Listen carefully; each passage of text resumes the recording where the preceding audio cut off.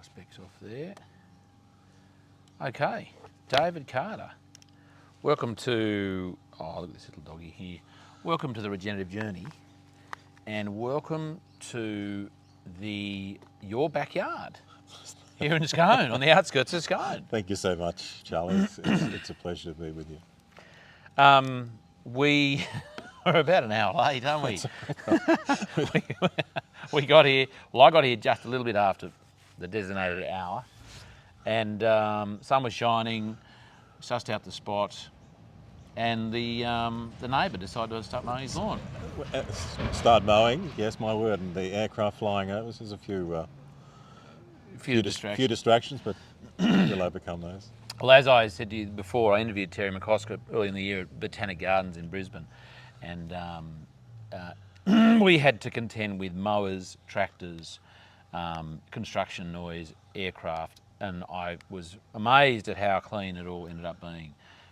We've taken our headphones off so we don't actually get distracted because they're picking up all the background noise. But Reese, my editor-in-chief, my production man, he's a wizard with cleaning all this sort of stuff up. So here we are in Scone, and what I generally do, David, is take my guests to their happy place. Now, it's in their garden, their farm, their place of work.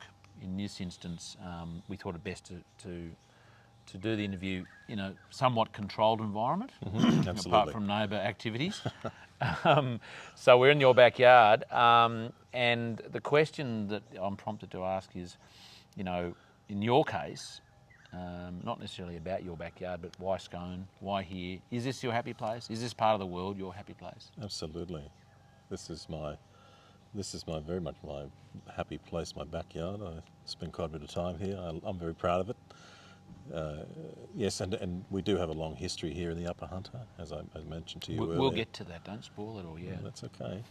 But this is our little sanctuary, Charlie. Yeah. This is where we like to Love it. just come and be on our own, my wife and I. All our children have grown and doing their thing, but we like to come out here and just enjoy the peace, solitude, and the sunshine when we can get it. So. Well, the sun is shining now, which is wonderful. Because you've had how much rain over the weekend? We had 60 millimetres over the weekend, Saturday and Sunday. It's nuts, isn't it? We've had just filling here with my tech here. Oh, just stay up there, will you? 60 mil. It's just, we sat down in our chairs, disappeared into the lawn, the newly mowed lawn.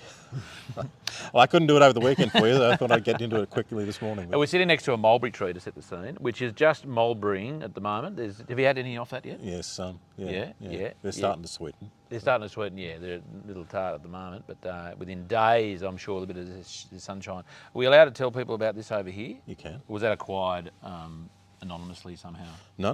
It was all through legal channels. It's an amazing basically a fire pit. It's a big screen that is used or was used in a coal mine of a washery. Yeah. A washery, yeah. The Hunter. It's going in the Hunter Valley, the northern Hunter Valley, isn't it? Yes, it is. Yeah, and Hunter Valley's known in many circles as a lot of coal mines here, isn't there? There's some very large ones just here at Muswellbrook, just south of Scone. How close are they to the Scone? Do they sort of 30 kilometres? So does that cause irritation for people, or kind of a thing? Are they creeping towards Scone? Are people going, have they got an issue with it? The Upper Hunter Shire Council have maintained a policy throughout many years now of sort of keeping coal mines at bay. Okay. And so they're predominantly located in the Muswellbrook Shire area, but as I said, it's about 30 kilometres. At times, people can, they say that they can smell the effects. Really? So they can smell the coal? Or that sulphurous smell right. It's occasioned at coal mines if we get a southerly wind blowing. Is that because sulphur is released, like that's just a part of the mining process, the sulphur's, or is that part of washing, or what is that?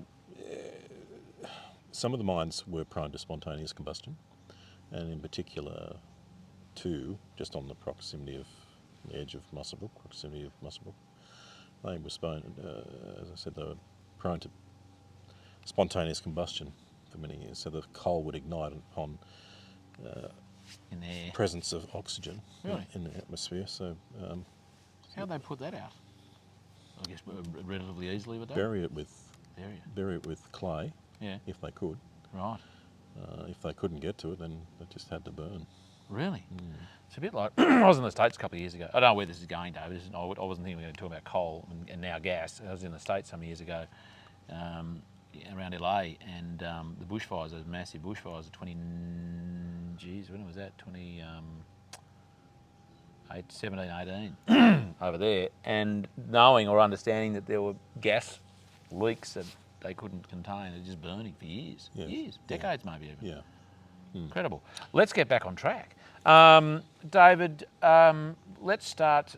We've started at Scone, lovely Scone, which is now bypassed, which I didn't bypass because I had to come into Scone and have a coffee at the bar. Oh, the bar, did you? Yep. And what was it like? It was great. Was it? Bit slow. The lady said she made me a cappuccino first, and then remembered it was a latte, so she had to redo it. Oh dear. A decaf. That was fine. I actually ran into a schoolmate. Oh really? Yeah. Small world. Small world. Yeah, no, getting smaller, and we had a bit of a chat while the coffee turned up. No, it was lovely. And so Scone, here we are, and you're going to tell us about your family's connection to Scone and the district. But let's talk about you. Like, when did you appear on the scene? How far do we want to go back into your journey? And this podcast, David, is called the Regenerative Journey. It's not necessarily means that every person has to be a regenerative farmer or kind of have a compelling, amazing story of regeneration in their life or something.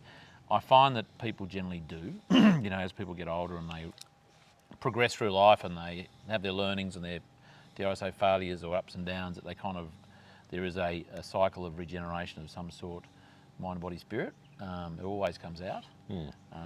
No pressure.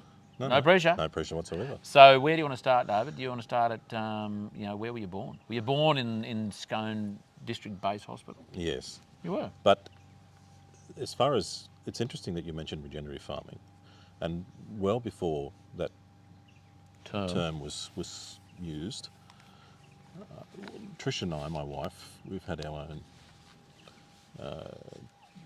cattle business for, probably 35 plus years now, and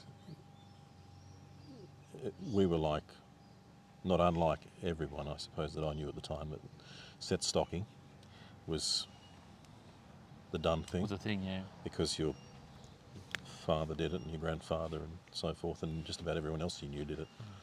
But after a number of years we experimented with just putting all our cattle, a lot of them, into one larger mob and closing our paddocks up and then moving our cattle more frequently from paddock to paddock, and that seemed to work for us quite well. So, and when did you start doing that? I guess probably 20 years ago. Yep.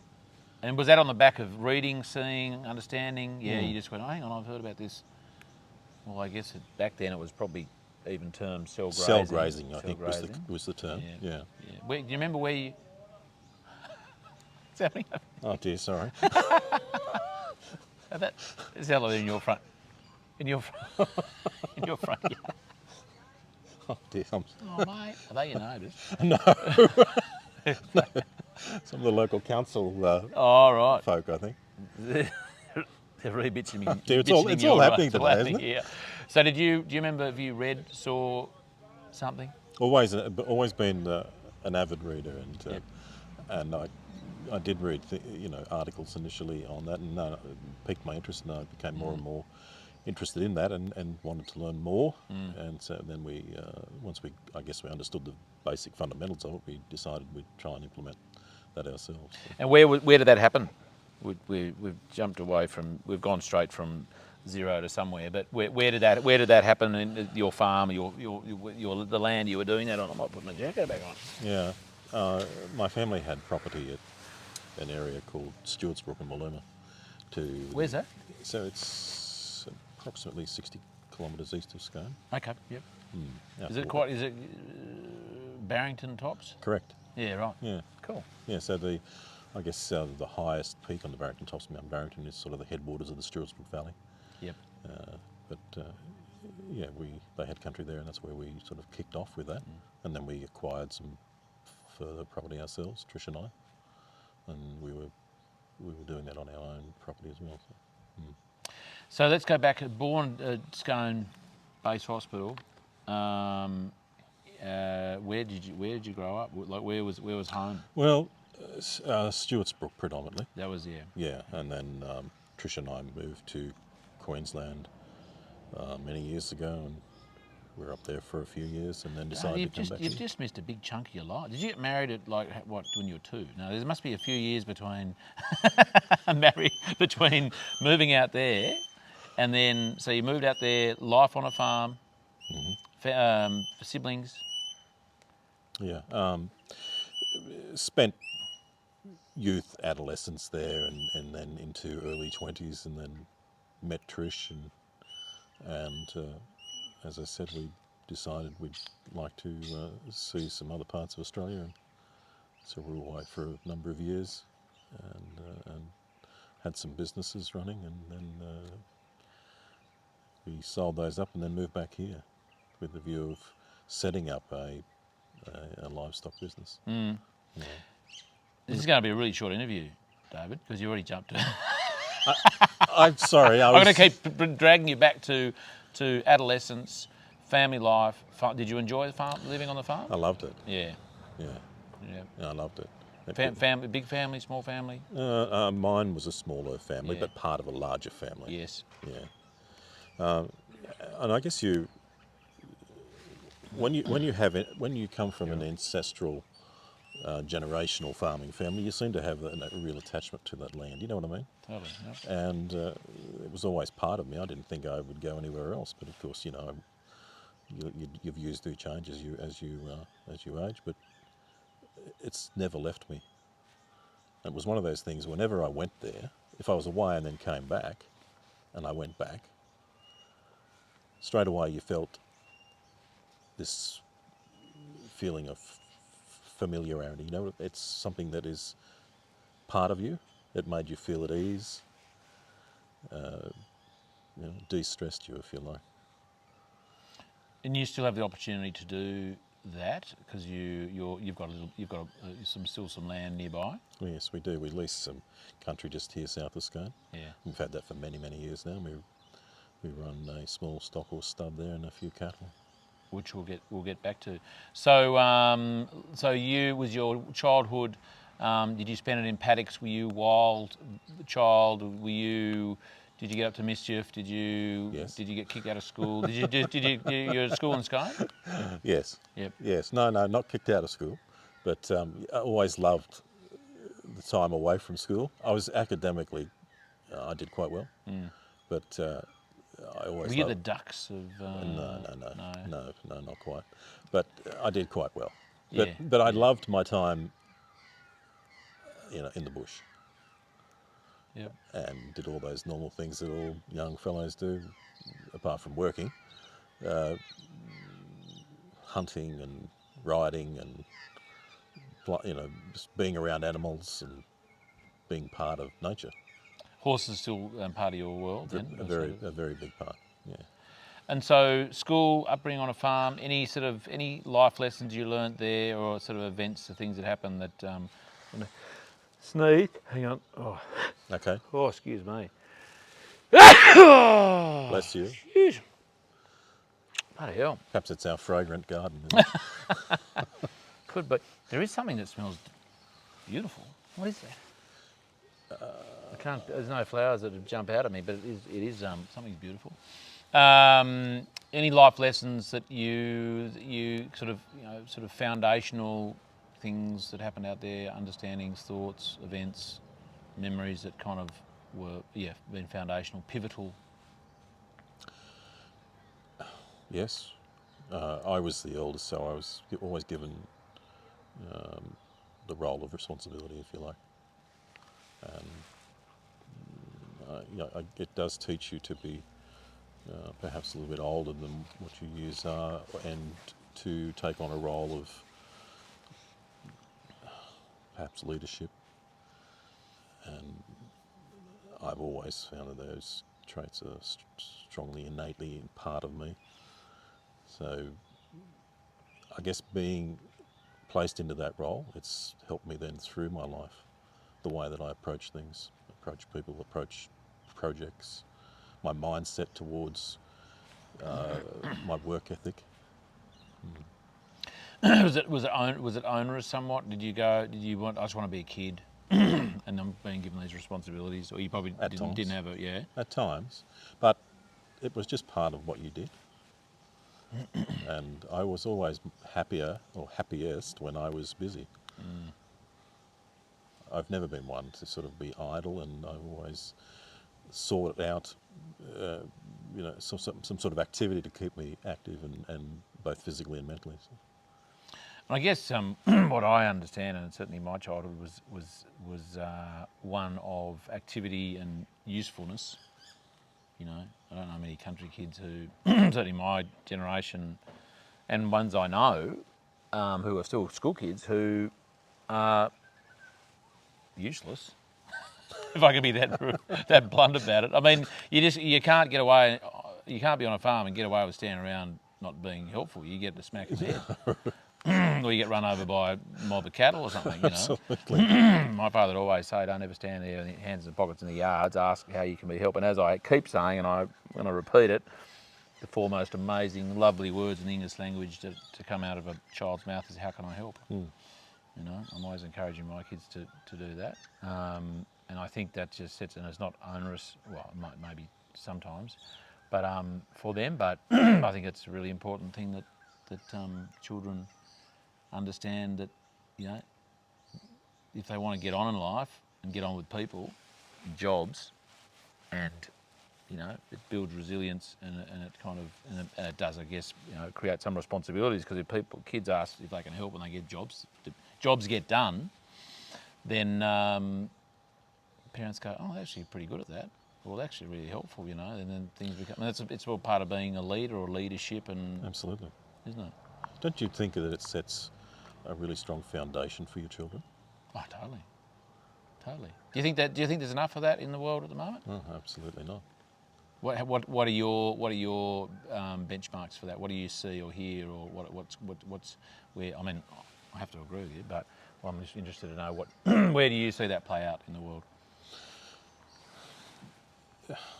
Trish and I have been in business now for, as I said, over 35 years, probably 38 years, something like that.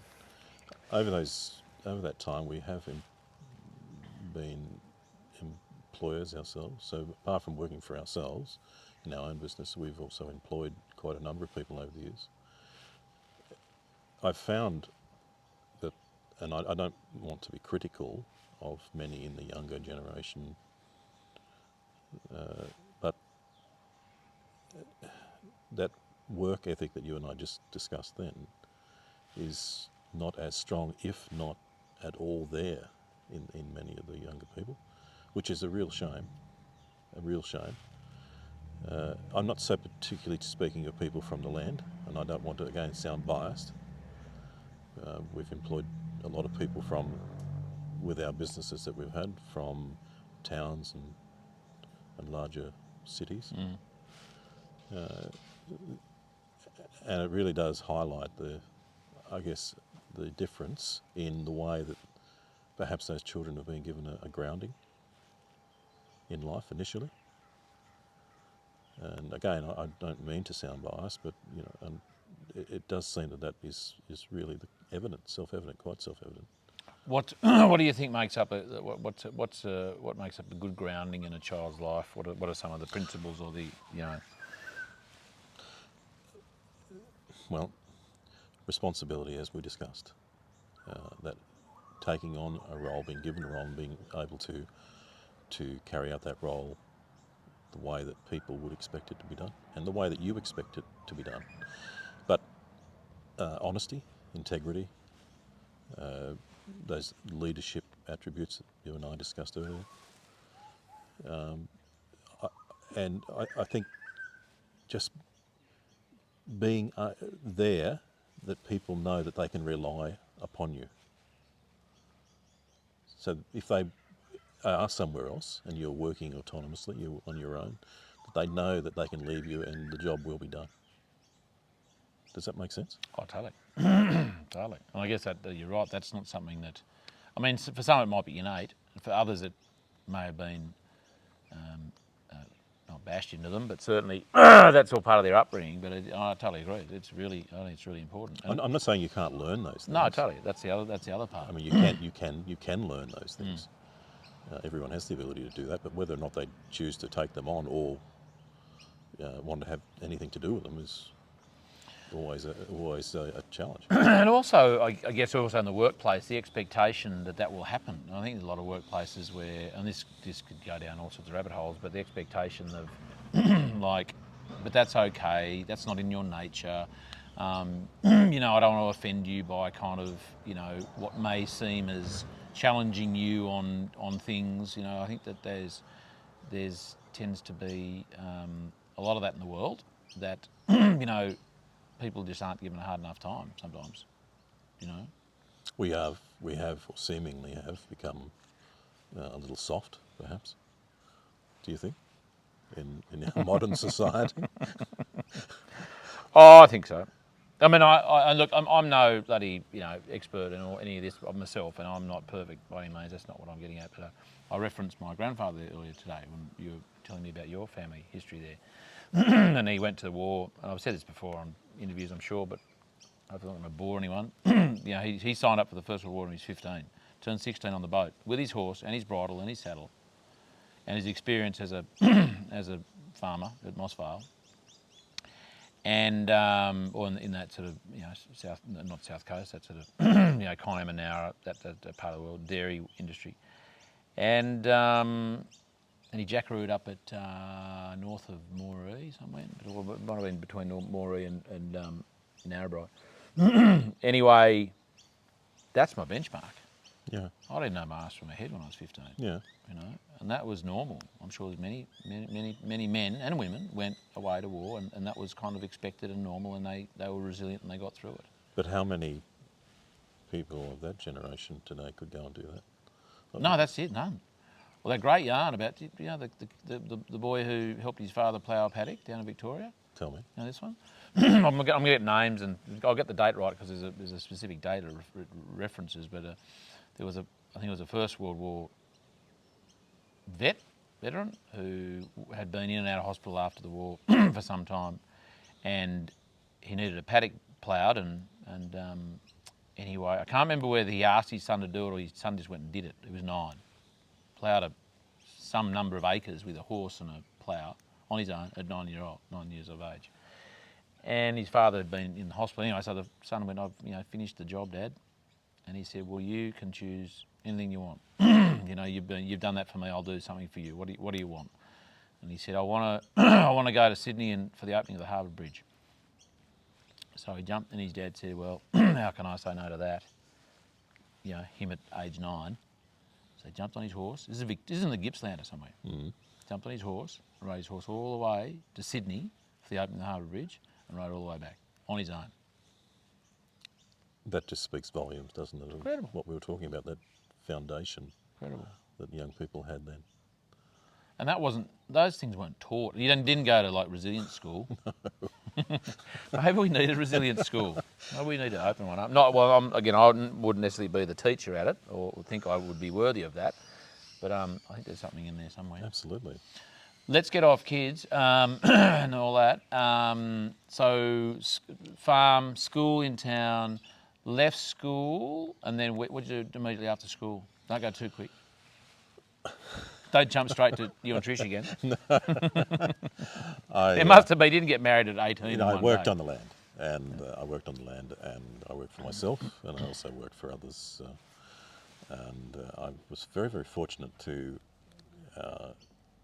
work for an older gentleman in the Wolluma area where I was from, and he's, I think, probably my greatest mentor.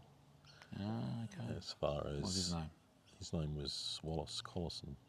And Wallace Collison. And he was a great name. He was a World War II veteran, and he was quite an older aged man when I worked for him, but still reasonably active, and he gave me a lot of rain, and I wouldn't say that I was without mistake, because he did correct me a few times, but he was also just a great teacher. But he did it in a way that he wasn't sort of micromanaging you. He just, as I said, he gave you the rein. Sometimes if things didn't go quite to plan, then there'd be a quiet word about that, and away you go again. But he imparted upon me an enormous amount of life lessons, wisdom, and things that I still carry with me each and every day. And I do think about it often, because that is a very big part of who I was as a young person. So I worked for him for a number of years, and as I said, always actively involved with horses. He was a great horseman, had a lot of heritage bred stock horses. And he said to me, I broke some horses in for him when I was there, and he said to me, well, why don't you stay on and use my yard facilities here? And we were kind of like just family by then, really. And so I did that. I broke horses in there for a number of years, and that, so that bond grew even stronger. And again, he was able to impart his knowledge and wisdom upon me as far as that task was involved as well. So again, there's one of those sort of figures in your early life that you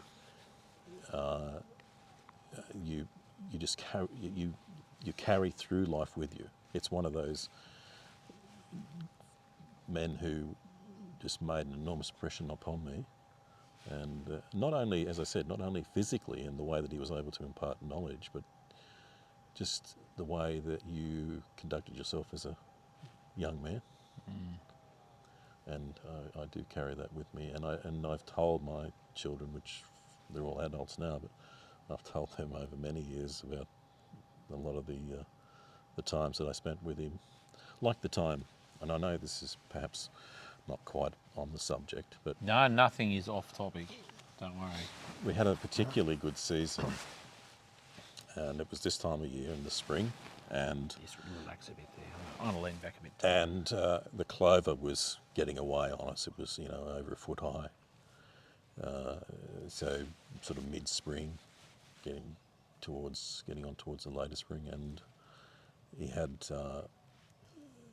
Sort of the country was low, undulating at the front of the property, and then it sort of raised out into some hillier and steeper country toward the back, and we were sort of midway out along the property, driving along a spur, so a ridge, and he said, I think I'll just go down here. Now, I don't know whether he was... You were riding horses? No, sorry, we were in his riding his grey horse. That's what he called his grey horse, which is the old Land Cruiser. Oh, right. Always rode, yes, we're always on horseback, but this particular time we were riding the four-wheeled horse. He said, I just think I'll drive down here. Now, I don't know whether he was having a lend of me or what he was doing at the time, but it all happened very, very quickly, and all I can remember is by the time we got about halfway down this rather steep side, the vehicle had sort of got over onto the two wheels on the left-hand side where I was sitting in the front of the vehicle, and all I could see was the ground getting closer and closer, and he's laughing his head off. And luckily for us, as we got a little further just past that point, it the country just sort of evened out again, and it just sort of came back over onto its wheels, and he kept driving without giving it any sort of second thought whatsoever, apart from having a good laugh. And he'd probably done it so many times, he knew that. He goes, I'm going to show this young bloke. Absolutely. That's a classic. So what was the lesson in there? Oh dear, not to take everything on face value. Any other, given he was such a, I guess a mentor, any other sort of things that he, learnings you had from him that have stood you in good stead? Yeah, he was not only, as I said, just a wonderful teacher, but he was also involved with the Scone Camp Draft and Rodeo Committee, and he invited me to be a part of that. So that was really my first foray into any sort of public engagement, and I got involved with it and met a lot of different people, but importantly saw how those things worked. Community sort of community groups and things. Yeah, absolutely. Yep. And so he was he gave me the opportunity to learn, understand, and be a part of that. And then, of course, I went on and did a lot of that through my life. So. But that was again one of my first lessons in being able to, be a part of a community organisation and know how to conduct yourself. Tell me, so let's move on to did that? I guess it was jackarooing. Was it jackarooing or just Station station hand stuff? Yeah. What happened next? I did meet Trish, my wife. And, What age were you? And I was in my early 20s, and Where'd you meet? well, her parents had some country. They were from Epping in Sydney, but they acquired some country in the Stewartsbrook area, and that's where we met. And we decided to Hang on, don't. At a sneak dance. away. At a dance. What I was going to say, yeah. at a local dance. Oh yeah. Yeah. Were you a bit of a twinkle toes? Ah dear. Were you a bit of a Canadian three-step fiend? Well, it may have been a 3-step mixed with a 4-step or a 6-step. I don't know, but it was what we could make of it at the time. No, but we had a lot of fun, and Mosquito, right? I know they've been attacking me. Yeah, that's one on you now. But that's where we met, and we decided we'd, as I said, like to see a bit more of Australia. So we went to Queensland and lived there for a while before we decided to come back here. How long were you away for? Like age, About 4 or 5 years. And did you come back to settle down, or did you go? What had you married on the road, or did you? You had.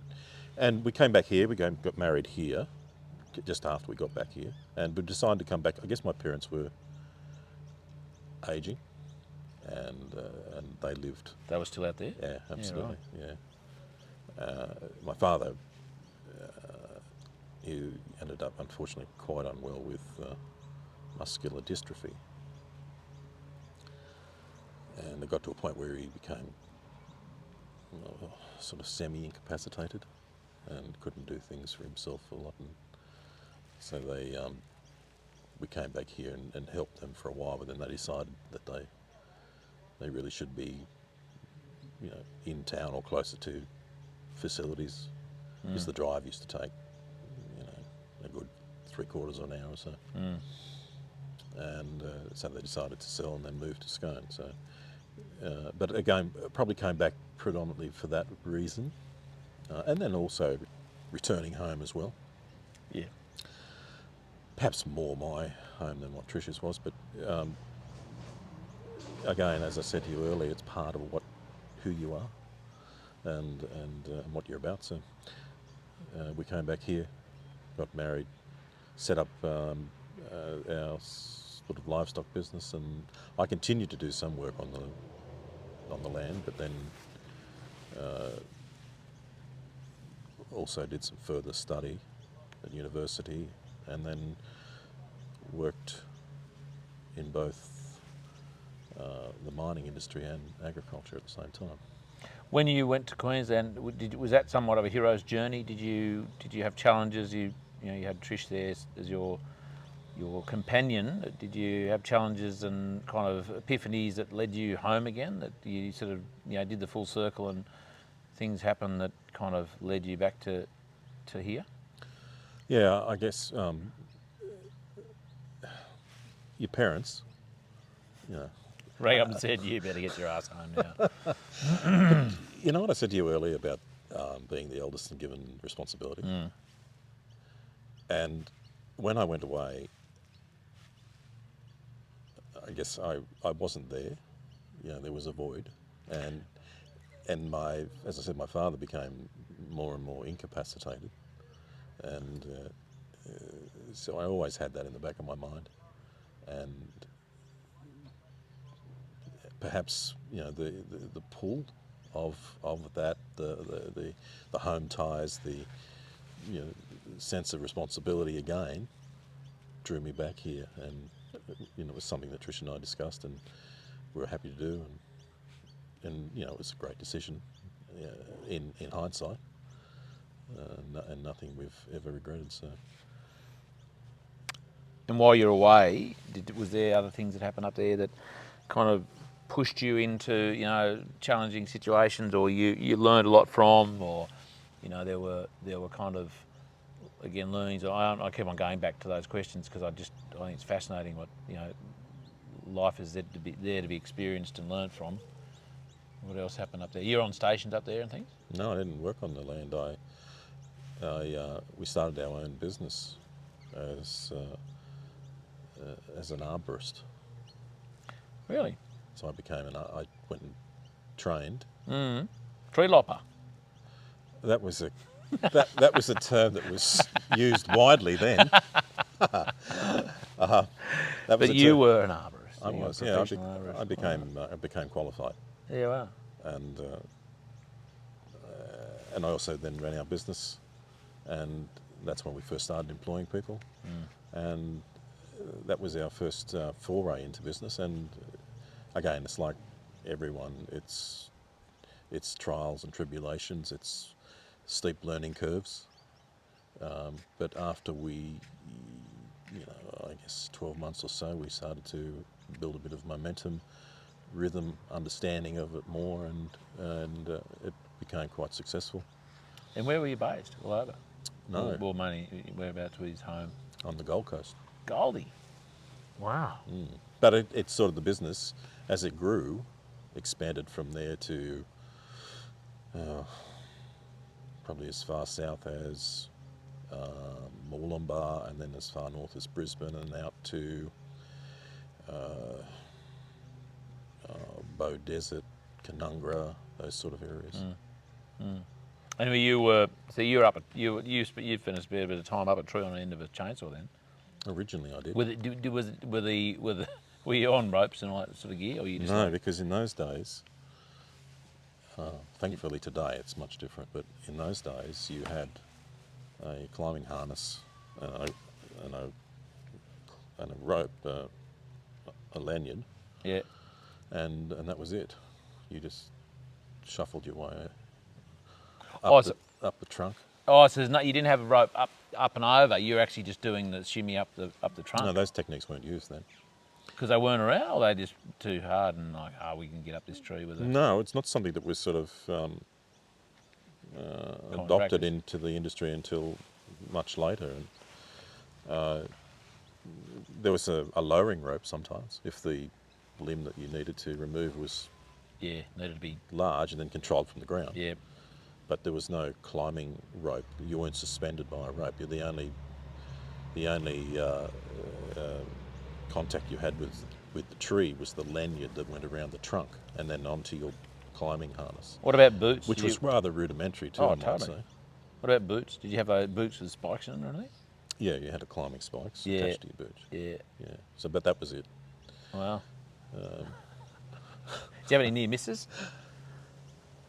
Yeah, that's a long time ago. Nothing of any real note that I can remember, but I'm sure there may have been. But You were here having a chat, so it ended up okay.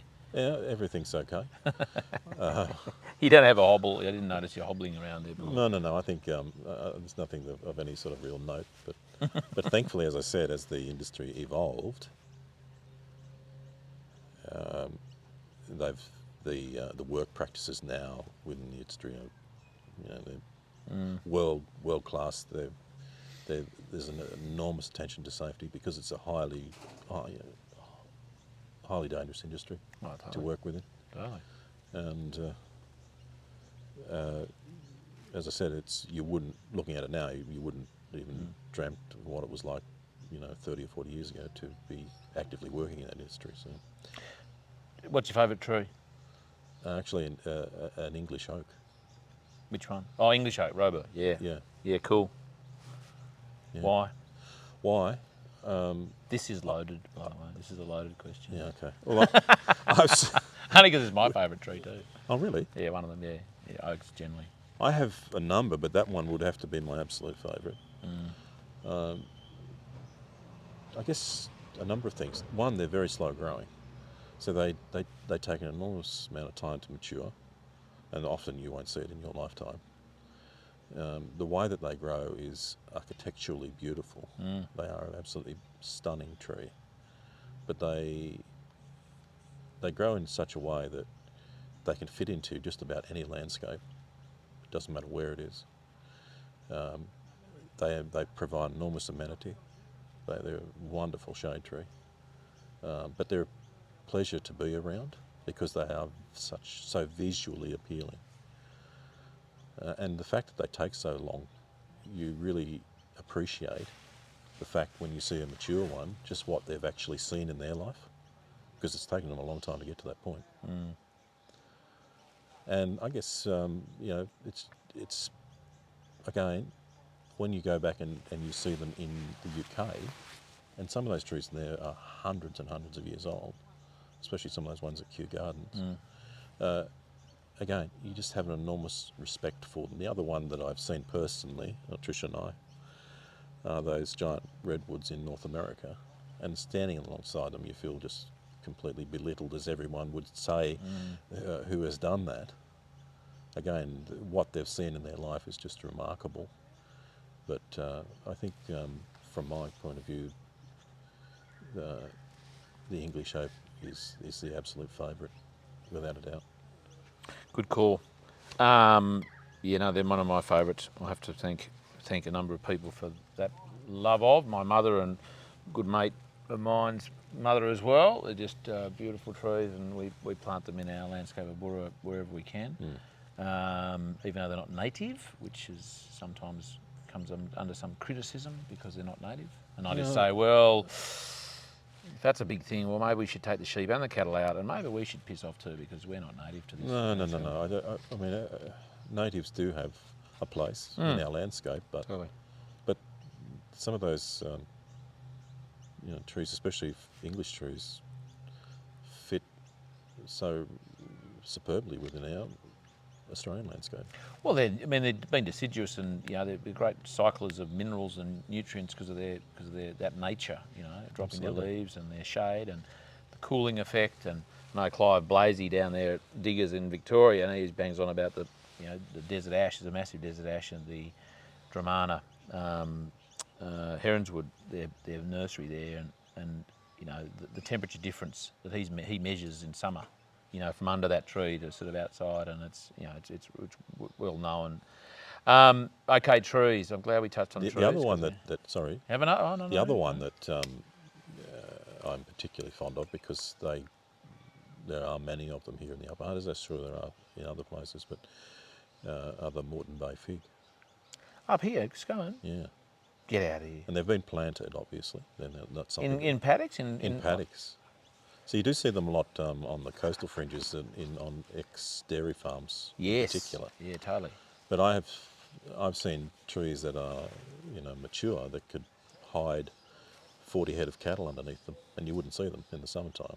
But you are right. You can be riding out on a hot day somewhere, mustering, and if there are stock underneath those trees and you have cause to go there, or maybe you just want to go there anyway, but there's a decided difference from coming out of this direct sunlight into the shade of one of those trees.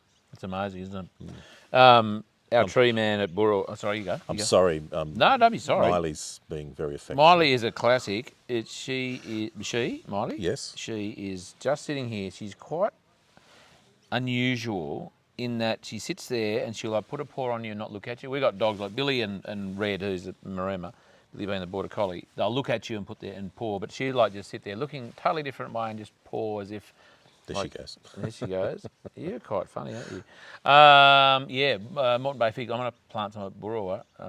It's pretty frosty down there, but I reckon... No, they'll handle it. I'm going to put them into, as I've seen up near the Scenic Rim, at Tomarup Dairy up there at the Tomarup's farm, in the stumps of trees. Well, it's just beautiful fungal matter. It's all, really rich. Really rich. Put them in there, a bit of protection, stock and frost, and away they go. So I keep forgetting to do that, and now's the time of year to probably. But they will handle that without any trouble. Yeah, because remember here where we are, where I came from, it sort of ranges from 600 metres to 1,300 odd metres above. And frost. Sea level. Oh yes, and snow. And snow. Yeah. Bloody hell. at times. Yeah. Okay, moving on from trees to back. And so was that your when you're away? That was your Primary, being an arborist primary was source of income. yeah until you got back here. Yeah. Did you go arboring? Is that a word? Arboring when you got back here, or did you go no changing? No. We went away for a while and went back to managing some cattle properties, and then looking after our own business and growing that.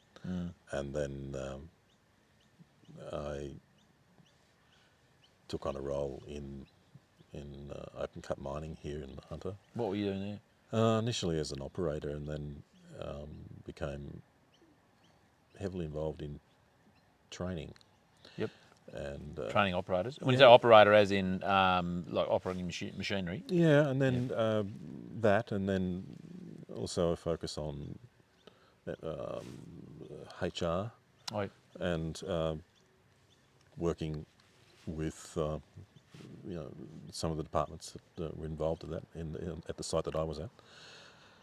But it all became too much because I was trying to work there and then work for myself as well and grow that business, and it just became too much. So we decided to walk away from that and focus solely on growing our own business.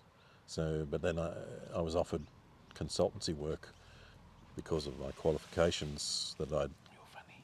earned in the mining industry Yep. and done at uni. I decided to go and do some consultancy work. I was offered the work, and I said, well, okay, I'll give that a go. So then I did that for a number of years, many years actually, probably 10 years or more, and that led to quite a number of different opportunities and meeting all sorts of different people, and again that training theme. I was always very, very conscious of helping people, making sure that they were safe, because that's something that's drilled into you when you work in the mining industry. And so we decided to build our own registered training organisation in conjunction with a partner who I'd known for a lot of years and had worked in mining as well. So we built that and had the business based here in Scone, office in Newcastle, an office in Brisbane, an office in Mackay in Queensland. Really? And we grew that for a number of years, and we had training platforms in mining, manufacturing and agriculture and arboriculture. And I was invited during that time to be part of a group who the government was putting together, the federal government at that level, with Agri-Foods Industry Skills Council in Canberra, to develop a national training framework for the arboriculture industry. Again, that training and helping people, and I was quite active in that for a number of years. Loved that, and again, keeping in mind that at the same time we're also growing our livestock business, and Trish was working. Trish has an accounting background, so she was working full time, and our kids were growing up and, as I said, going on and doing their things as well. So after a number of years, we divested our interests in the training business to our partner, and then focused more and more on our livestock business, bought some more country, and that was taking up more and more of our time. I'm going through this probably this is perhaps more the abridged version. There are a lot of stories in there, as you can well appreciate. Oh, I imagine. And then one thing I do feel very, very passionate about, I became unexpectedly ill. I had a heart attack, a very bad heart attack, which I was sort of completely unaware of as far as health was concerned. I was feeding my stallion one morning in his yard, and felt an enormous sense of just this crushing effect on my chest, and lightheadedness, and I couldn't speak, and then that was it. Down I went. So And you woke up where? where I fell, and I guess I thought, okay, well, I'm pretty sure I know what was going. I knew what was going on. I thought to myself, well, I'm not going to die here. I was on my own, and I just said to myself, I'll get back and see Trish. So actually, as I said, we have some country just south of Scone here, and that's where it was. It's only a few kilometres, but I somehow drove back here, and I came inside. I got myself out of the vehicle and got inside, but then Trish, I couldn't speak or do anything else, and I sort of collapsed again, and that was it. Off to the hospital. You probably drove past the hospital to get here, did you? Because it's only just down here, isn't it? I did. Well, all I wanted to do was get back and see Trish. Yeah, I understand. Wow. I felt an enormous sense of impending doom, I suppose. Yeah, fair enough. And they got you there. She got you there, or someone got you there? Yeah, Trish did, yeah. Yeah, and then they got you somewhat better? Well, after a number of days straight in, operation, and yeah, but it did really affect me. Yes. Yeah. I've actually had two now.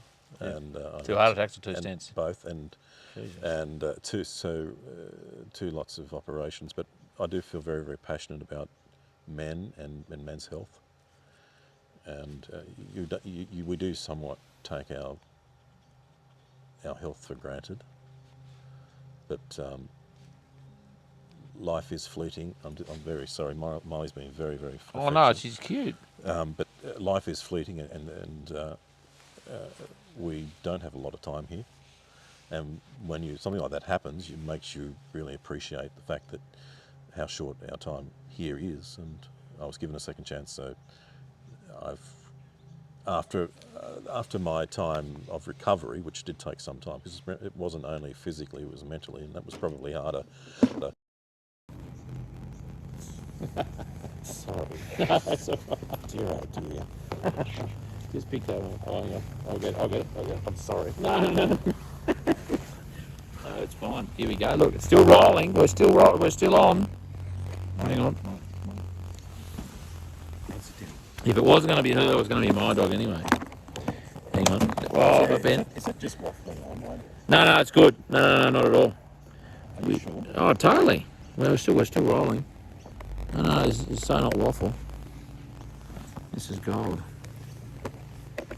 Because it's really not on the subject, is it? No, it never is. Don't worry. This is what I do. What happened? Oh, you disappeared into the garden again. Classic. No, this is what I do. I lull you into a false sense of security, and you're thinking, this is going right. And then bingo, you're telling me, you're spilling your guts about all sorts of stuff. I don't mind chatting about it. I'm pretty sure my listeners will want to keep hearing about it. Don't worry at all. Okay, we're back. We're rolling along. I'll just straighten up that camera. It's a bit curious like that, doesn't it? I might put it back a bit there. Yeah, no. So yeah, you had a second heart. I had a second heart attack. I must apologise for the don't slight technical issue. Miley just knocked the camera over. No, it's fine. Just all good. But sort of getting back onto that subject again, I do feel very, very passionate about that, and the fact that you're given a second chance. I've now, as I said, it took me a while to recover, but now that I have, I've approached life differently. It changed our lives, Trish and I, both our lives, in a way that I guess we appreciate what we have. You place less importance on perhaps material things. Not that we were materialistic anyway, but you know what I mean? Oh, totally. There are things that are far more important in life than what you have around you. And it's more about being given that second chance and what you can actually do, the time you spend with the people that you love, and that's the way that we embrace life now. Well, I think that that's 2 or 3. Sorry, I'm just getting time codes there. I haven't had that experience, but I imagine perspective changes. Absolutely. You see yourself and your life in a different light. So what do you do differently now then, on the back of that? Oh, well, just in the little things like the way that we, obviously you have to change your diet. Obviously, What did you do? What did you change your diet? That interests me. does it? Oh, totally. This is about this. What the themes here, just to jump in there, David, quickly, is food, farming, human and planetary health. Not many people on this planet can escape having some connection to those things.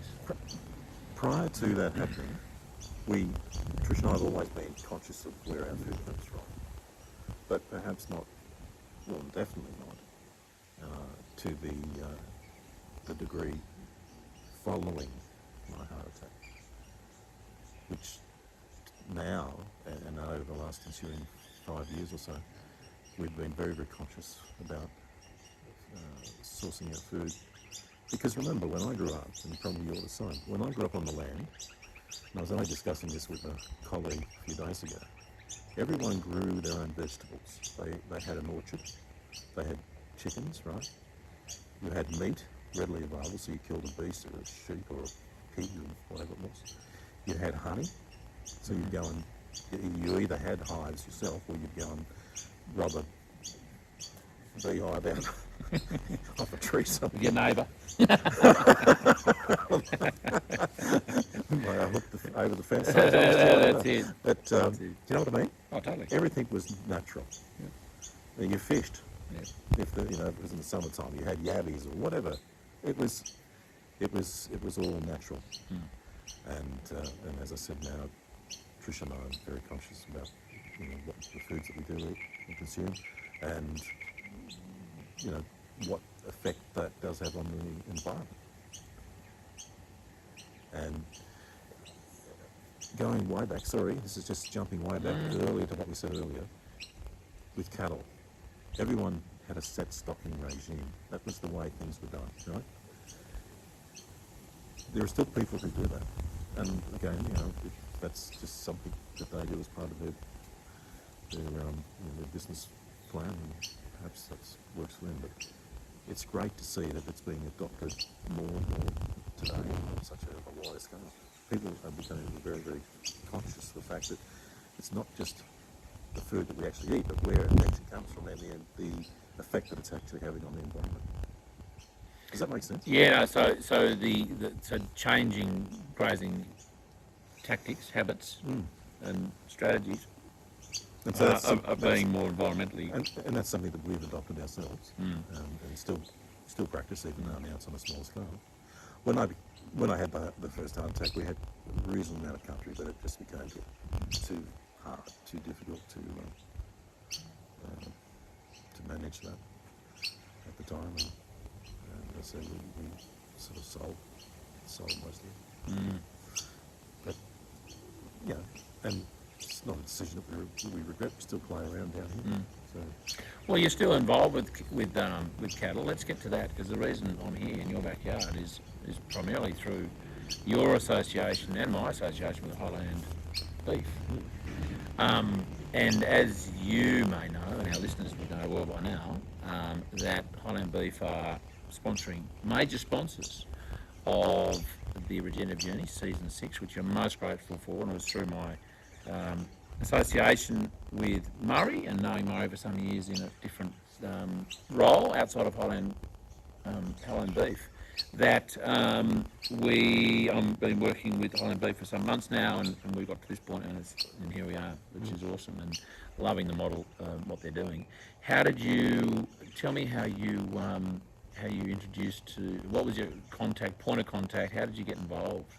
Or what are you doing? What are you doing with Highland Beef Pastoral Company, David? Well, first, you got to hang on. You got a Mozzie. That's it. You got him. That's it. Hang on here. We leave the area. So, So that'll give you a heart attack. Well, that DEET. You know that DEET stuff? yeah, no, no, we don't use that. That's pretty hard. That's hard. Oh, that melts clothing. Does it? Oh, it's terrible Okay. stuff. Right. Yeah, sorry, go on. There you go, the birds. Yeah, we need more birds here, these Aussies. Yeah, tell me how you got involved. Yeah, growing my... I'm a stocking station agent. I'm a licensed stocking station agent and real estate agent, but I concentrate on rural properties. And which I'm coming up to my 5th year now. And about 18 months ago, I had befriended a gentleman on Facebook who I'd kind of known of in the beef industry, and I think it was very interesting about what he was doing. They were sort of doing some initial sort of marketing in a very small way, talking about what they were doing as far as Highland beef were concerned, and that's Tony Spear. Oh, yeah. Yeah, and so I just rang him up, and I said, look, 18 months ago. yeah. Yeah, right. I said, this is who I am, and this is what I do. These are my passions, and if you're ever interested in having a chat, I'd be really happy to sit down and discuss it with you. So, yeah, a number of weeks sort of passed, and there was an opportunity for Tony to be down this way, and we just met, and it sort of grew from there.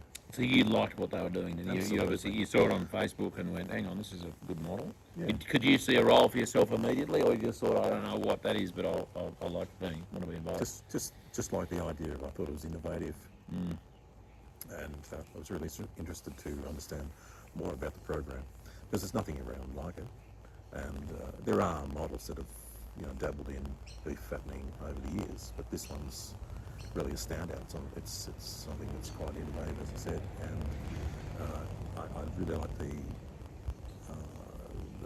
focus not only on being able to produce 100% grass-fed beef for our customers in the United States, but also being environmentally conscious.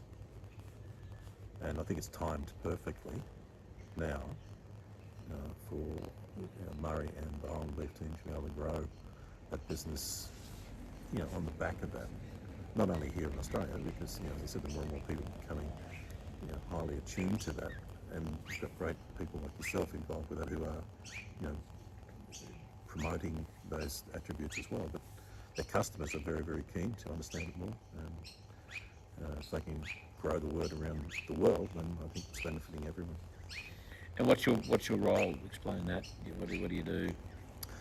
Highland Beef, the program is really quite simple. They partner with like-minded producers who are interested in being a part of the program, and we either purchase cattle off farm, or sometimes we purchase cattle on farm if we can, that are suitable to go straight into the program. So we establish a herd, and my role as a herd manager is to induct those cattle when they come on site, and then to liaise with the property owners during our growing and fattening phase. And as the cattle get more towards our processing weights, then those cattle are then drafted into respective mobs and sort of scheduled for processing in due course. So then we just monitor the delivery, so the removal from the property and delivery of those stock to those processors. And how many properties, farms up do you kind of oversee in your herd management role? At the moment, it is 8. Yeah. And that sort of ranges from here at Scone to Mudgee up to west of Arnott to sort of Gyra, that sort of area. But I'm quite happy to grow it exponentially. We don't mind. It's just great to be a part of the program and to work with like-minded individuals. And do you? What's your involvement? How often do you get out front? We're going to go and have a squiz at some on Quite regularly. this. Yeah. And is that just because you just want to be? do you have to go out on purpose because there's things need to be dealt with, or do you just go, I just want to go and check them and sort of keep eyes and ears and A bit of both. There are times when the stock may need periodic husbandry, trenching, vaccines, and what have you. Yep. But if I'm going past, or we can tee a time up with one of the property owners and give us a call in and have a chat, how things going, have a look at cattle. Yeah. which we will do this afternoon. Absolutely. And tell us about the which has come up in other podcasts and certainly with Murray. Tell us about the the price risk, mitigation of price risk, and kind of why it might be a good idea for farmers to consider this as part of an overall business strategy or an enterprise or an income stream really in their business. What do you think it's a good idea? No, absolutely. There are other ways of doing business, and that's one thing I've learned by being in business myself. It's not, even though some of those tried and true methods obviously have worked, but there are other ways of doing business. And as I said, when I first saw this program, I could see the innovative ways that they were looking at helping producers to really free up capital. And that's what originally the premise was. And when I spoke to them, there was a strong focus toward that. But it also, it's grown much bigger. It does free up capital because really it's a capital risk-free fattening program. But it allows that diversification. So a portion of your income can be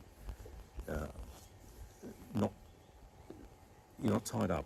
You don't have money tied up. A portion of your income is even though it's on farm, but it's sort of an off farm income, if you like. Highland Beef provide all the resources, the funding, the stock. It's all insured. There's really no financial risk. Providing the weather goes with us, and it's been great the last few years, and it seems to be able to continue, I'd say, for the next year or so. But you've got cattle there that are suited to your property, because we're always very, very mindful of the fact that we try and match cattle to particular geographical locations so that they do the best. You've got cattle there that aren't funded by you. It's risk-free. You're not putting the money up yourself. You're paid a very, very good weight gain rate. And now Highland Beef have moved to paying their producers, as of the 1st of October, paying their producers on a monthly basis. So a per head dollar value paid on a monthly basis. So an ongoing payment during that initial fattening process part of the program. Is that based on average weight gains, or once if they're weighed how often you get to weigh them? That varies. I mean, some of the producers, because they're handling their stock more frequently, they might weigh their stock. Like that one fellow, he weighs his stock sort of once a month if he's got them in. But some of them leave them many months before they do that. But regardless of that, they're paid $4 per head per week. Okay, and that's just to get a bit of cash flow. Absolutely, it's going to be covering. So it improves their cash flow.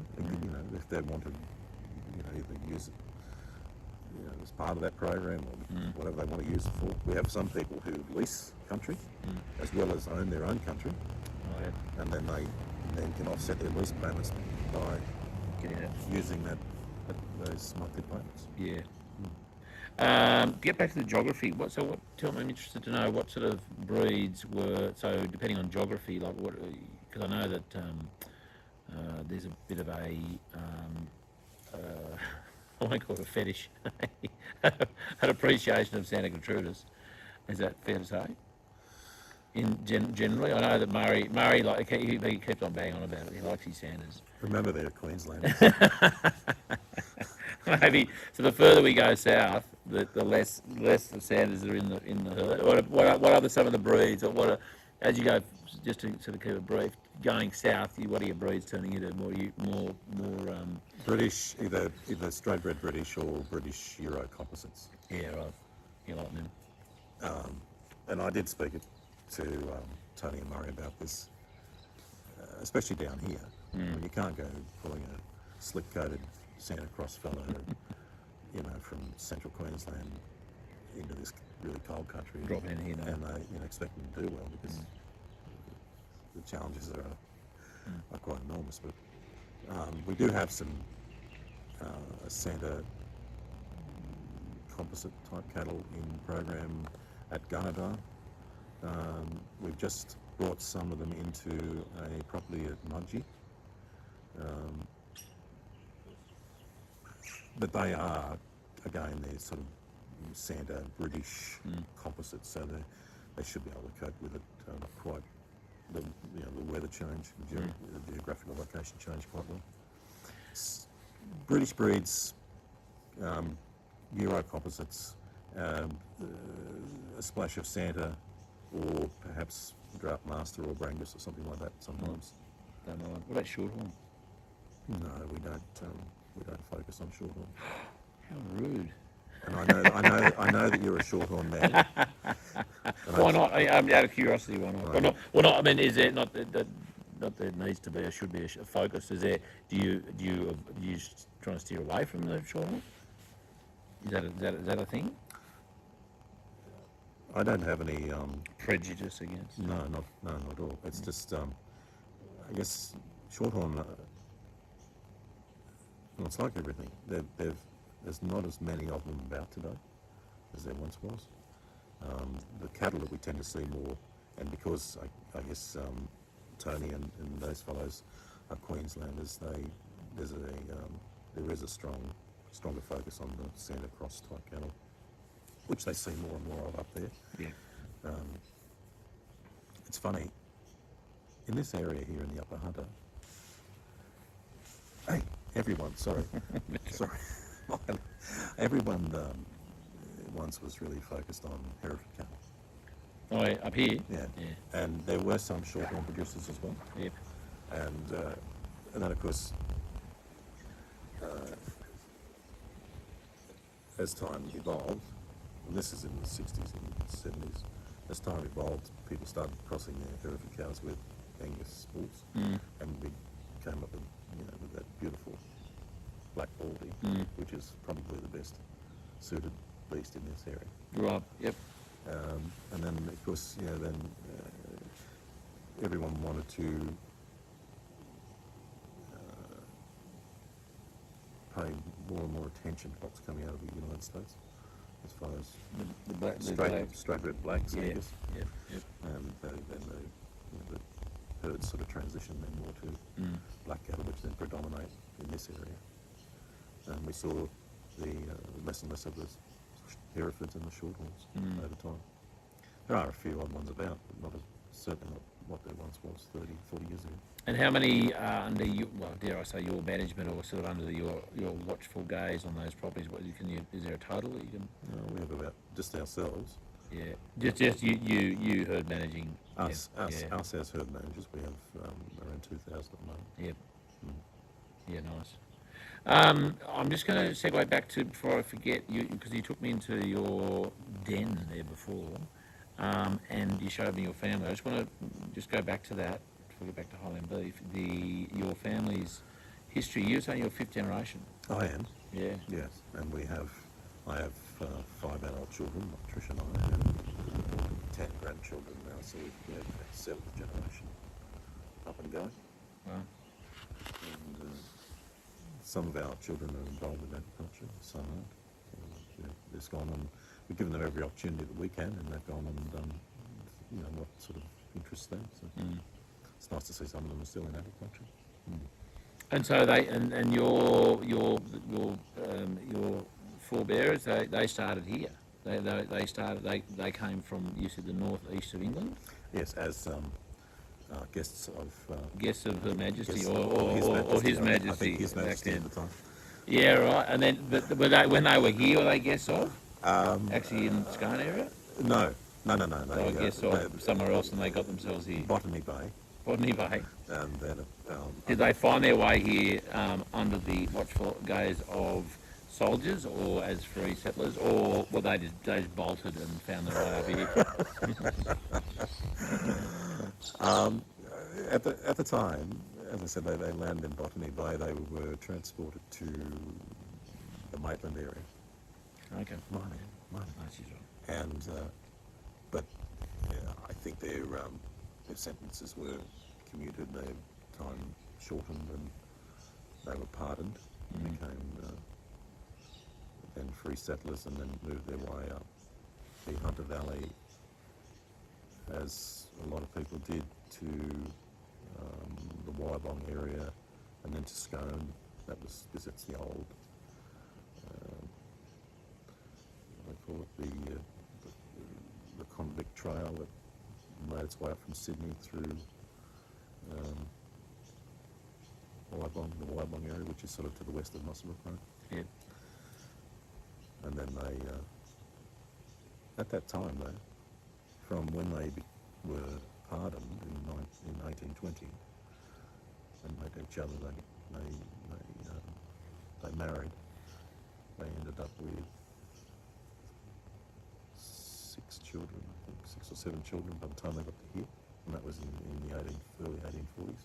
Mm.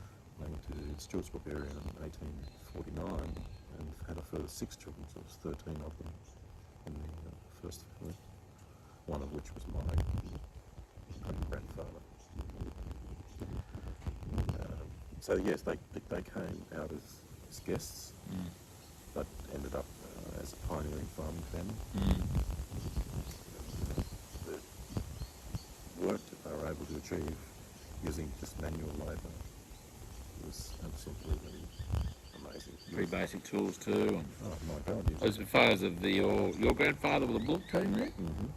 It's incredible. Yeah. The main street of Scone. 1920. Wow.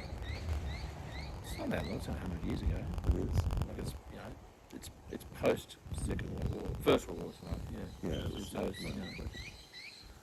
and that was the main mode of transport in and out of. Because remember, to travel there by vehicle to where the homestead was takes a good 45 minutes or so. that's in a modern car. So that trip used to take them, I understand, 4 days. Oh, yeah. In a With a bullock team. wow. So why wouldn't you just take horses? Be quicker. Oh, well, they needed bulk material. Bulk. So they're carting big heavy things back. Yeah, so they could have taken produce in little bales of wood or something. Yeah, I'm with you. And then, of course, they needed to provision their own property, and then I think they'd also then provisioned other places along the way. Yeah, right. Wow. That's a lovely thing. Is there? Do you feel that legacy? Any pressure? Are you more proud than anything else? Is there sort of like you wanted to come back to Scone? You told us how you got to be here, back here after Queensland and so on. But is there any sense of expectation around continuing that legacy here in Scone, being the Carters are from Scone, still here? Like I guess it means something in the Upper Hunter. It means something here in the Scone Upper Hunter area. The fact that, and not being boastful in any way, but the Stewartsbrook area is synonymous with the name Carter, and there are different areas that are named after the family in that particular part of the world. I guess they've always had a very, very strong association with the Upper Hunter. They've not only out there, but also in the growth of Scone as well. So yeah, I do feel very, very proud of that, and to be a part of that. And I'm proud that we have our children now and our grandchildren who can carry that on. Yeah. That's awesome. I think it's a lovely thing, and I guess as long as there's there's more pride with that than feeling some um, some legacy that is overbearing, or kind of a better stick around the Scone because we're carters and uphold some sort of a legacy or tradition. It's This is what it is. it is. Tell me, back to Highland Beef, David. Capacity, have you personally got more capacity to manage more cattle and more herds? Oh, absolutely. Yeah, Yeah, absolutely. We'll grow this as big as we can, and I'm sure their customers are eager to do that, from what I've been told. But the good thing is, Charlie, that it's part of where we are now in this particular time in the world. So as I said, it's an innovative way of you know, growing a beef business, even as part of what you do as a producer. But it's also addressing and more those key fundamental environmental issues. And I don't want to sound like a greenie, because I'm not. But we do have to be conscious of the environment in which we take our food sources from. And Highland Beef is going a long way toward that. And I think that'll grow even more and more as we go on. What are they doing? Like, what the farmers generally are doing? What general things are they doing that may have people think, that those particular farmers are doing good things? I mean, I think you're right in terms of the consciousness of farmers and certainly consumers to sort of understand. Never had a dog lick my jeans before. They are reasonably clean. They will be now. They were. Oh, low battery. Oh, that's all right. I'm surprised it's lasted as long as it has. Well done, well spotted. Money. All good. So that the consumers are sort of on the case, and farmers, there's I mean, I kind of know there's a theme, isn't there? The farmers who are doing this, there's a bit of a criteria, a bit of a selection process to go through. There is, but they're also, some of them have been actively involved in regenerative farming techniques for a period of time. So they're sort of aware of how that works.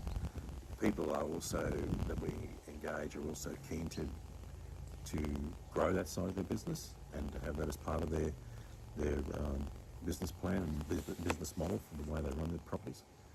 And engaging people like yourself, which when I heard that they were engaging you, I thought, well, gee, that's just such a wonderful idea. It just ties in extremely well with what the ethos is for Highland Beef and the way they want to run their business.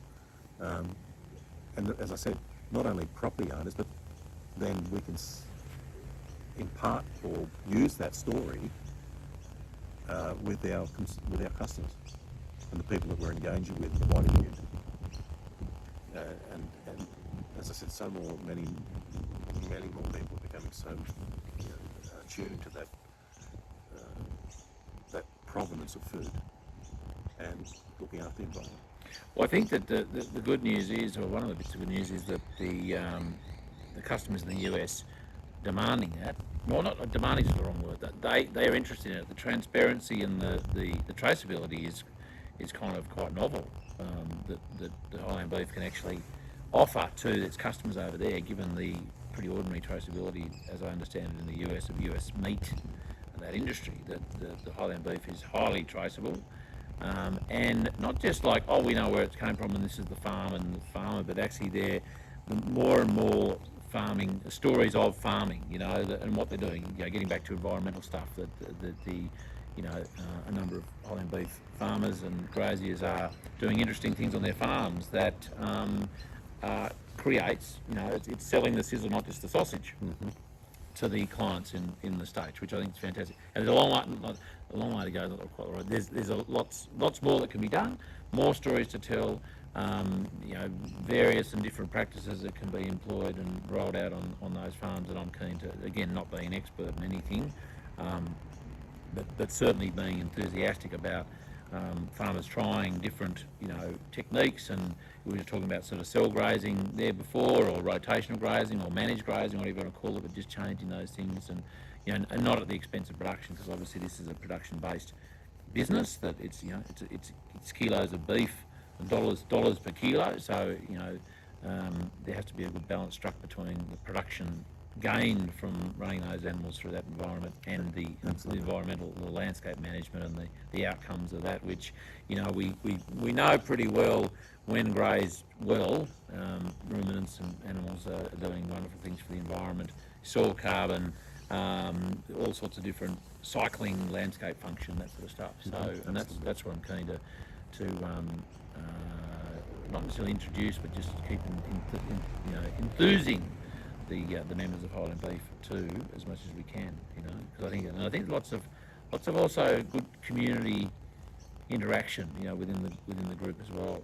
Like getting to know each other more, doing a few more webinars and that sort of thing, and probably even some on-farm activities. I know there might be one coming up in, is it October or November? October. November. Is it? Yeah. I can't remember if I thought I was going to be away for that. But in Tassie perhaps. But we'll get the date sorted out. David, coming to the end of this bit, we're going to do a little Q&A after. It's only quick. If you can bear with me, if you can bear to keep talking. So we'll finish this one and then we'll go to the Q&A. That's for our Patreon members, our lovely Patreon members who pay $10 a month for transcripts and Q&As, like these Q&As. Absolutely. And that sort of thing. And we are actually going to, for those who haven't heard it already, the videos that we take, our Patreon members get them a couple of weeks early. So they'll actually get the episodes early via video than if they wait for it to come out on a podcast. So that's good news for Patreon members too. So we'll do that in a minute. We'll finish on this one on a question. What's your genius, David? My genius. Your genius. My particular genius. Yep. You might have a couple that are like sit side by side that were related. It doesn't have to be like one specific. It could be the genius of David is my determination.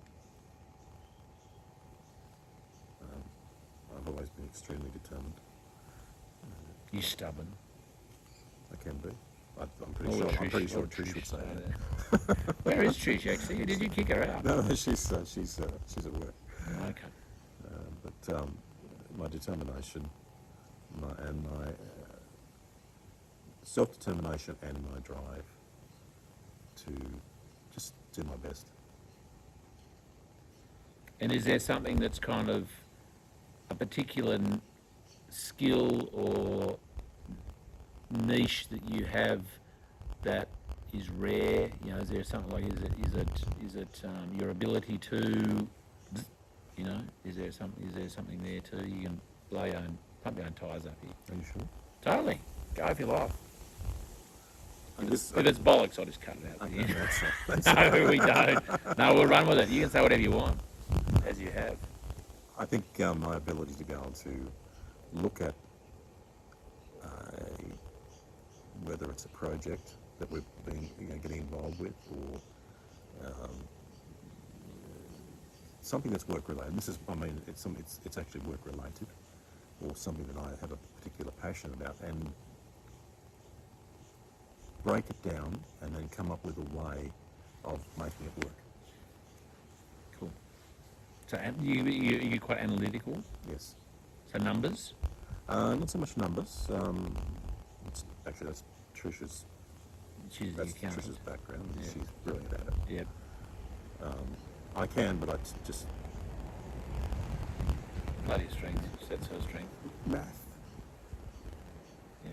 When I was at school, I was in sort of the top classes. But you're a nerd, man. Yeah, absolutely. I was. Nothing wrong with nerds. But math, I was in the second. So yeah, okay. Wasn't your stronger point? No, yeah. no. But sorry, what did you ask me?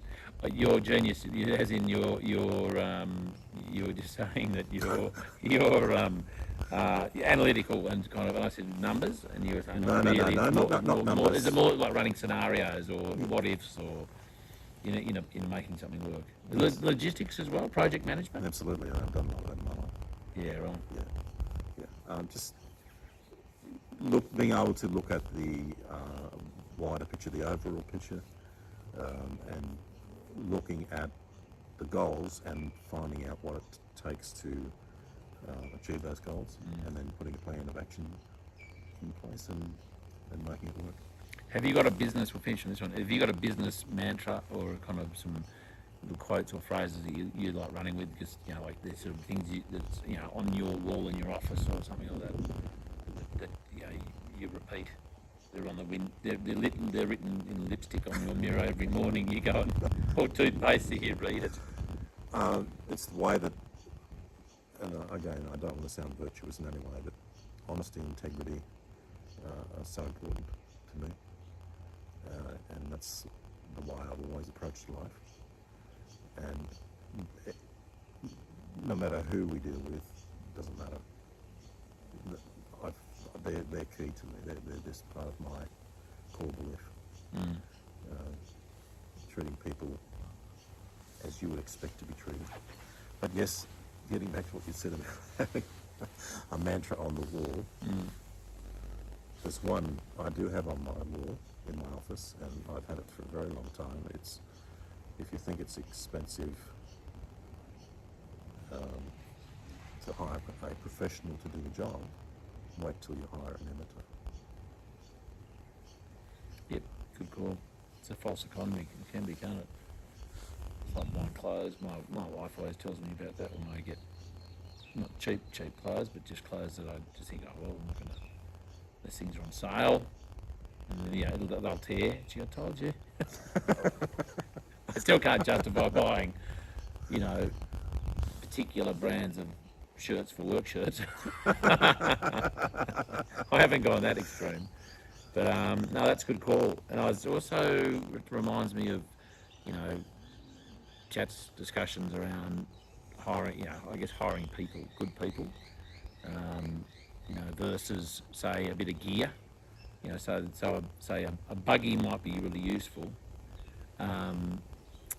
It might be an investment of $30,000, like a thing, but $30,000 can get you a person for half a year, depending on what their pay thing is, to do a whole lot of work. But not as though they've got to do the work that the buggy isn't doing because you didn't buy the buggy. But in terms of like often the solution for things is based around a person, isn't it? It is. As opposed to a tool or a machine or something like that. Obviously, you've got to have someone to drive the machine too. So the machine will only do what the operator, the operator is capable of doing. That's right. But it can't give back to you. No. A human can. That's right. But it can also give back to you in many ways that are quite surprising, because as you develop a relationship, you find out more and more, don't you? And then The person. The person. Yeah, and then they go, oh, I didn't know you were good at this or You know good what I at mean? that. Yeah, totally. Yeah. Well, I guess you're in the world of training for a while, so you probably get that. David, we are going to roll into Q&A time. We're gonna have a stretch. You already stretched when you picked up my camera off the ground and the dog bumped it off there. And that's been lovely. That's really enjoyed that one. A good yarn. Oh, I was going to ask you about your experience with your because when I spoke to David there a couple of weeks ago. No, it was only a couple of days ago. It was late last week. It was. We had a bit of a check-in, and you have a lovely, rich voice, David. And you said to me, you told me the story about how you tell me, go on, can't get away with it. You rang up like about a piano. I did. It's quite funny how one little thing can lead to something quite much worse. And Trish and I were in the market to buy a piano at one stage, and there was an advertisement that we had seen when we went down to the Central Coast and saw Trish's parents one weekend where they lived, and there was an advertisement in the local newspaper, a fellow advertising for sale some pianos.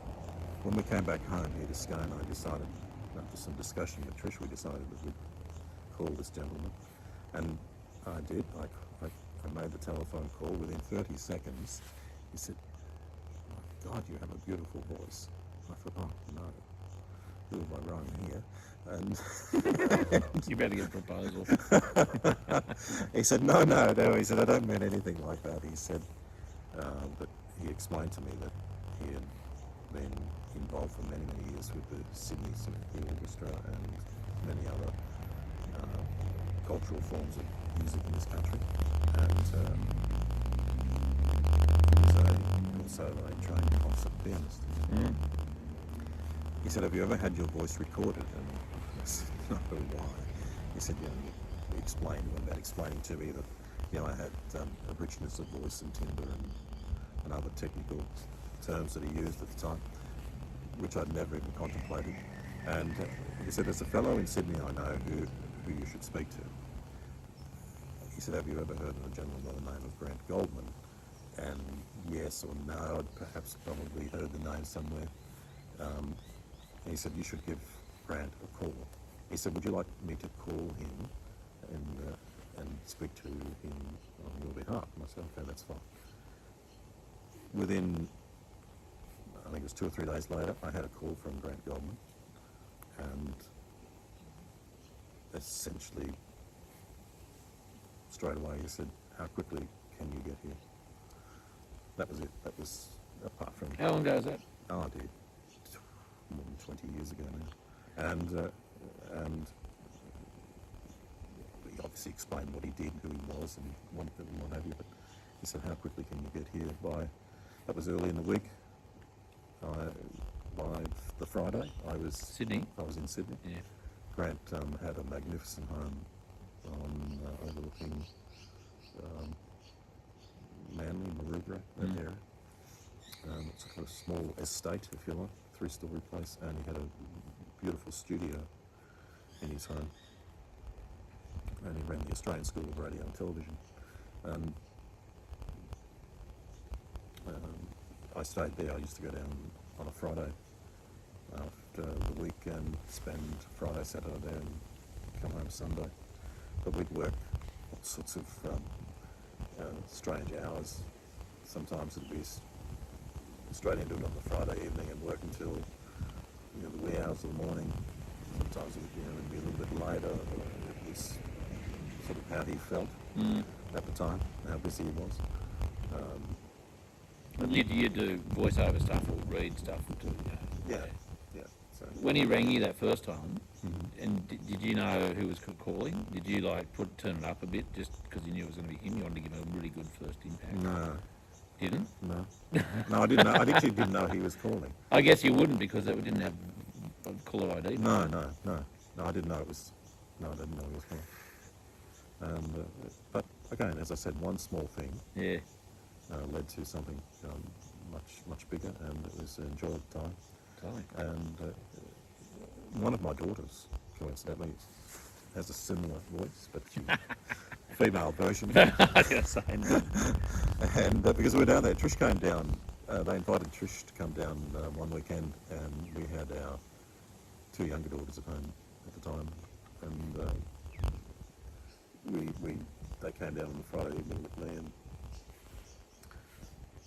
when Grant met Dominique, Dominique's mother's name, he said, we really should record you as well. So she did some time in the studio as well. That's cool. We'll talk about time in the studio. We should probably wrap up this time in the studio. Let's have a stretch, get back to Q&A.